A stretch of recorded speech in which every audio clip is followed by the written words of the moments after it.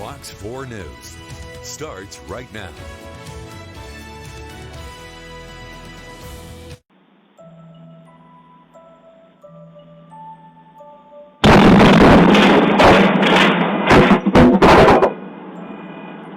I understand what getting blown out of bed means now. Oh my God. Oh my God, another explosion.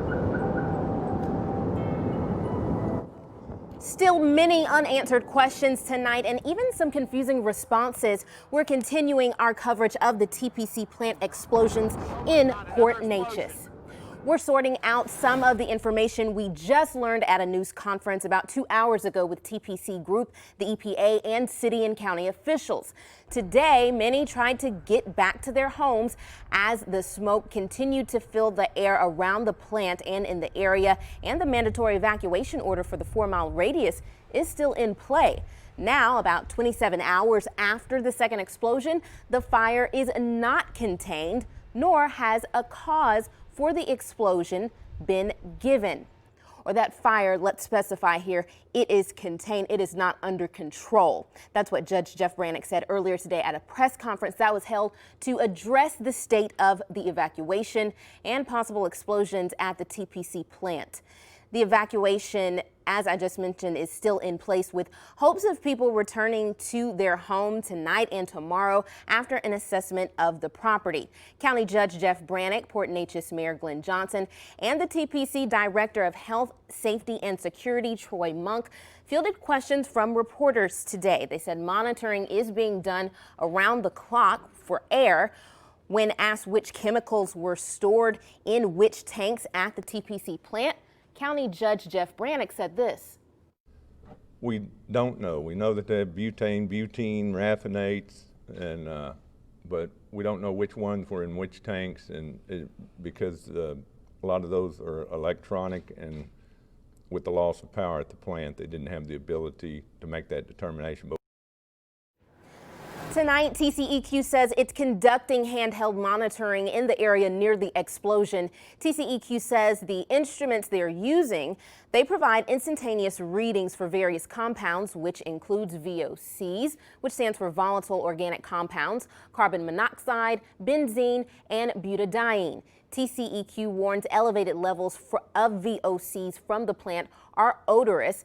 Short-term exposure to high concentrations of VOCs can cause eye, nose, and throat irritation, shortness of breath, headaches, and nausea.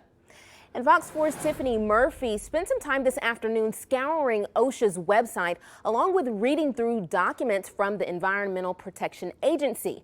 And Tiffany, we both listened to that news conference today and were confused at some of the answers that were given.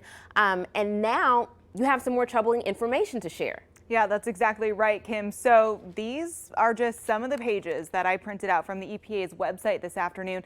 So let's take a look at some of the biggest things that stand out. In October 2015, a work request was written that identified the area as presenting the potential for a leak. But then 2 weeks later, TPC's emergency response team identified that same area, and there they identified a chlorine leak because they say the line was corroded.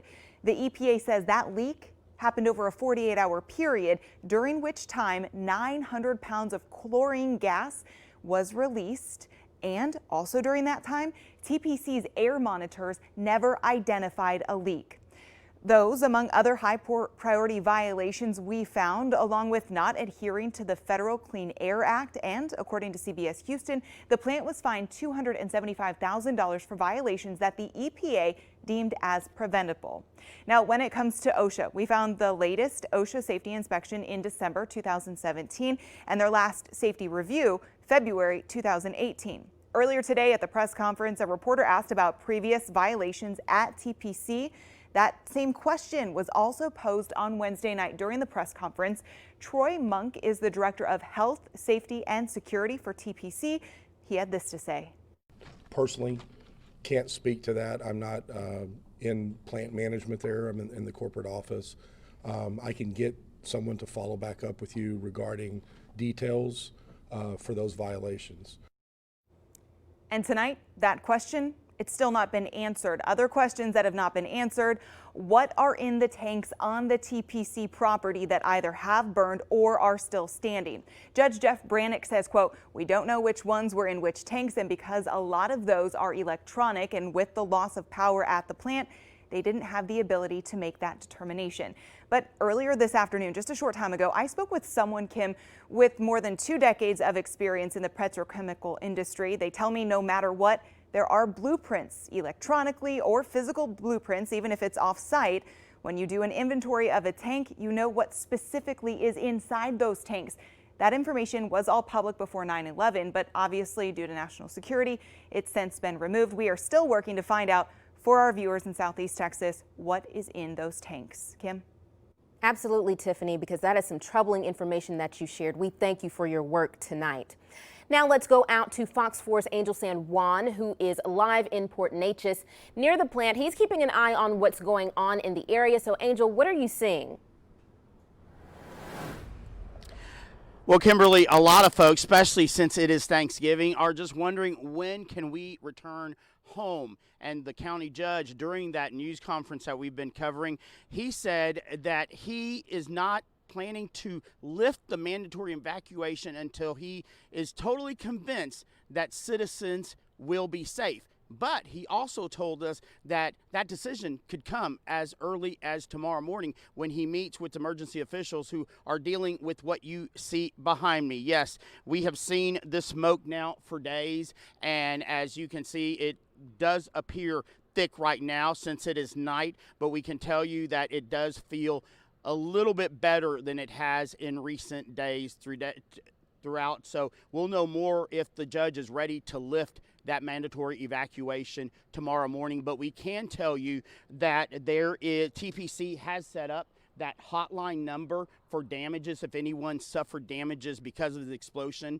Well, now it's been extended for evacuation costs. I asked if people can call and make claims for any costs they might have because of hotel expenses or anything else, and I was told that yes, call that number, and that hotline number is 1-866-601-5880. Once again, that's a hotline number for TPC, 1-866-601-5880. And now you can report any claims you might have because of this evacuation order. And I can tell you, there's not a lot of folks here in Port Neches. They have heeded the word of the mandatory evacuation, but there are folks that did stay and some folks who are coming back early. And the mayor basically said they don't have the manpower to really prevent that, but what they can do is make sure to urge caution. They advise you to use caution if you are in your home, shelter in place until that mandatory evacuation order is lifted. And one more thing, there is a curfew. That curfew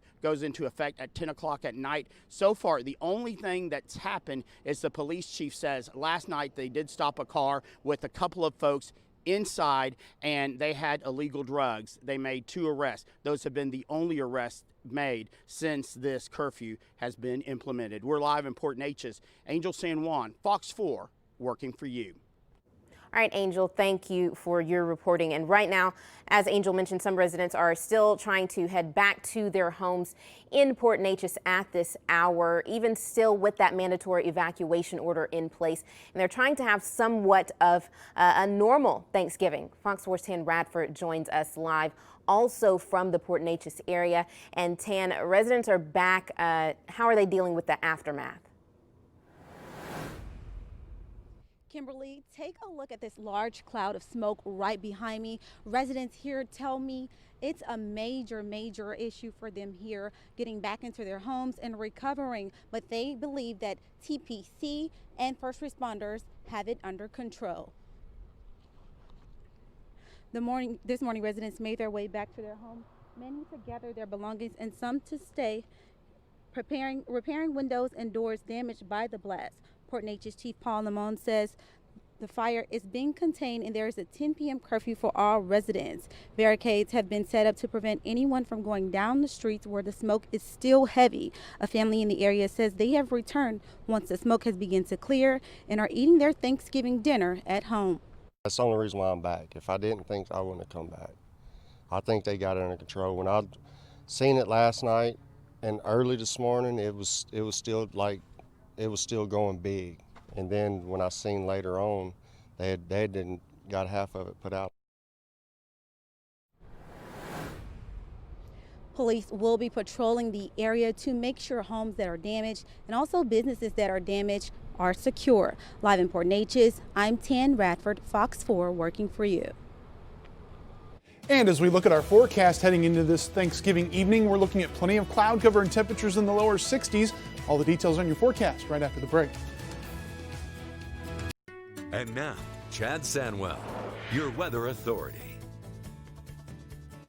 Well, good evening, everybody. Hopefully you've had a wonderful Thanksgiving day. We're looking at our live Weather Network camera brought to you by Do Good and Crown Electric, looking toward the TPC plant in Port Neches, where you can certainly see the fires are still burning with the orange glow coming up from just above the horizon. So the smoke will continue to billow across a good portion of Jefferson County this evening. At the Neches River Wheelhouse this afternoon, generally east winds throughout the day right now at 10 miles an hour. That's pushing that smoke toward the west. So we'll certainly need to keep our eyes on that. 65 the current temperature, dew point only at 63, so temperatures not expected to move a whole lot this evening. Satellite imagery over the last 6 hours, we've certainly seen that cloud cover kind of hanging out. From time to time we have seen a few peaks of sunshine, but it's been that low level cloudiness that's kind of hung around the area throughout much of the afternoon and will continue to do so as we head throughout the evening. We look ahead, plenty of cloud cover tonight, a little bit of rain, maybe only about a 10% coverage. In other words, a few places may see a little bit of drizzle, but that would generally be about it. As we head towards Friday morning, it is going to be a pretty quiet start with plenty of cloud cover. Still looking at an east to maybe even a little bit of a southeasterly wind.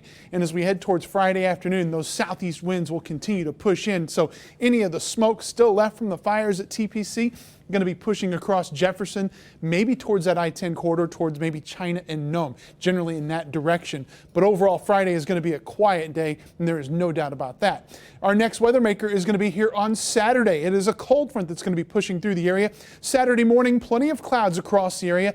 By lunchtime, you see the cold front approaching College Station, and by the middle of the afternoon, it pushes through College Station, approaching Lufkin. That's when we'll start to see some scattered showers and storms developing as that cold front works its way through by about 7, 8 o'clock Saturday evening and eventually sliding off towards the southeast out into the Gulf of Mexico. Eventually late Saturday night into Sunday, the rain chances subside. Skies do start to clear out. But as that front comes through and the showers and thunderstorms develop, there is a slight risk for severe weather on Saturday. It's the area of yellow. It's an area, again, scattered severe thunderstorms possible. They will be short-lived. I think mainly gusty winds and some heavy rain. Will certainly be watching this for you over the next 48 hours. In the meantime, high pressure and control in the Gulf, so the moisture continues to pump in here. Saturday, just ahead of the front, moisture really peaks out, and that's when we'll see those big chances of rain. But as we head towards the end of the weekend, look at that.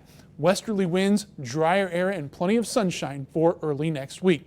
Tonight we're looking at temperatures around 60 degrees, just a very small chance of rain, 63 at Beaumont, 64 for Port Arthur and Orange. Tomorrow afternoon, 20% coverage of showers, lower to middle 70s, 73 at Beaumont, 73 in Orange. Your extended forecast over the next 7 days brought to you by Philpott Ford. Chance of severe thunderstorms coming up on Saturday. After that, plenty of sunshine early next week. That's a look at your forecast. We'll be right back.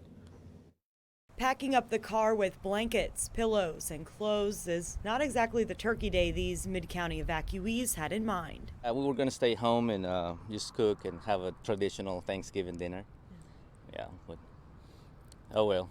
More than 60 beds were occupied last night at the Red Cross shelter, but some people seeking refuge here never even walked inside. I didn't want to leave my dog outside by himself in the truck, so I didn't even ask if they could probably take it in, but I want to stay with him. He gets a little anxious. So I just needed a few hours to sleep, so I stayed in my truck. A lot of these people tell me they plan on heading out of town for the weekend to visit friends and family since they can't go home. And they're hoping for better news when they come back. I'd like for it to be better than today. I'd like to be eating on some turkey right now with my family. So does it make you angry at all that, this affected your Thanksgiving, your normal plans? Pretty much, yes. And it's just one of those things. We don't want that to happen. We wish that would have never happened.